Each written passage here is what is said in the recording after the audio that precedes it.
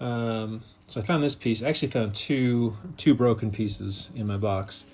And this piece had broken off, but you can see that I glued that piece back on there. This piece was also in the box. I want to say these are the same piece. Maybe it broke off another piece they were putting in the box, and they caught that and put this piece in. This piece broke off too. I don't know. Anyway, I ended up with this extra broken piece. If you have the same statue and you're missing this piece, just let me know and I will mail it to you. We're going to go with the classic Optimus Prime head. That's the one with the mask instead of this one, which has the open mouth. Let's not lie. No one likes the open mouth. These are kind of cool. It's like one of those old-timey cigarette lighters.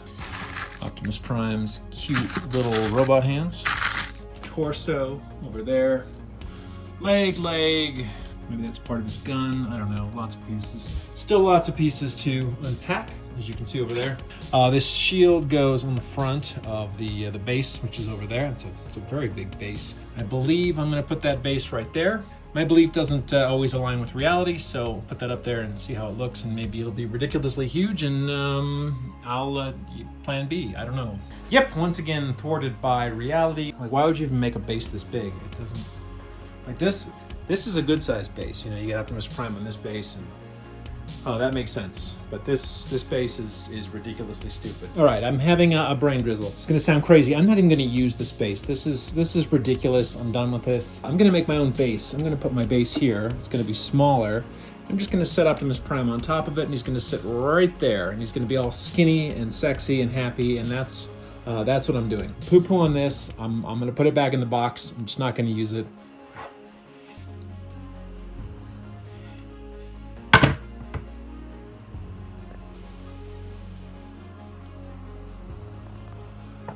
Need to get this one seated a little lower. Pretty straight. I probably could have done a little bit better. I could have moved this over. I did end up shifting it, although I didn't re-drill a new hole there. I just pivoted the feet more towards the front. So a little bit of the toes are off on each side, but I think overall he's more centered on the platform. I think this is going to work nice. I'm going to cover the platform in black vinyl. And then I'm going to set them up.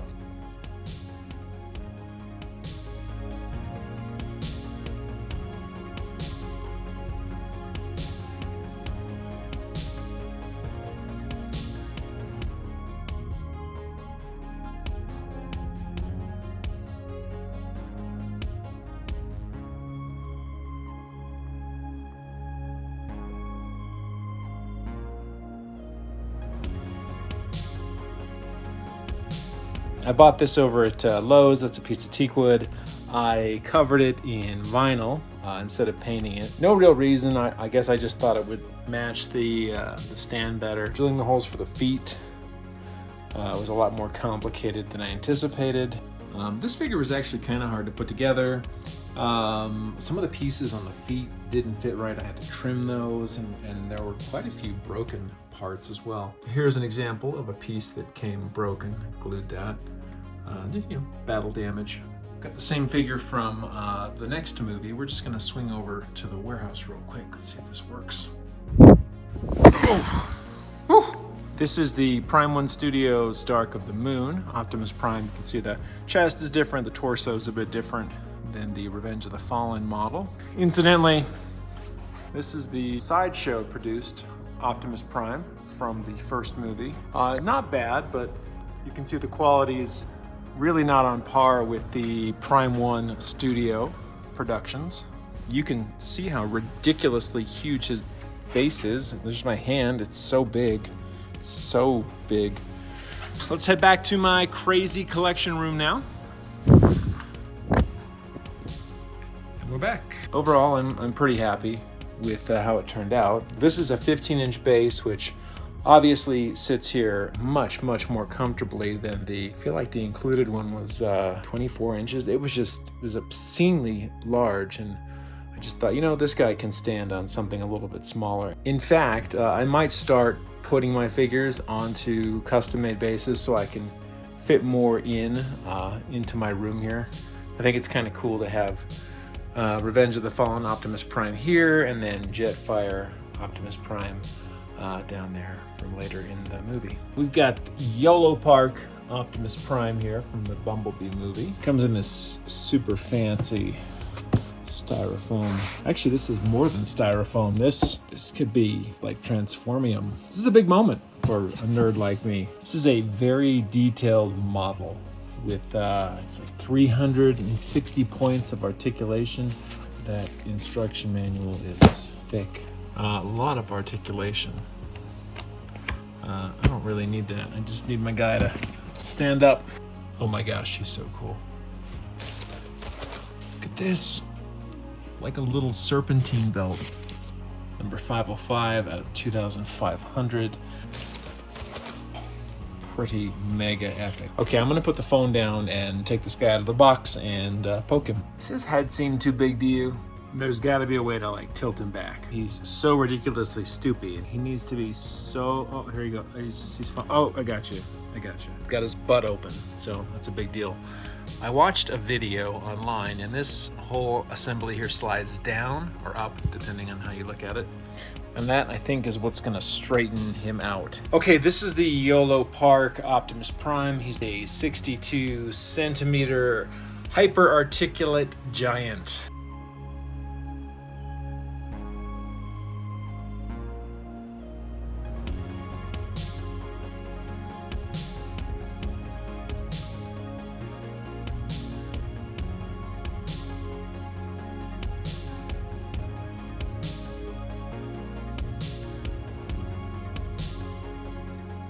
Quick plug for one of my very favorite Transformer artists.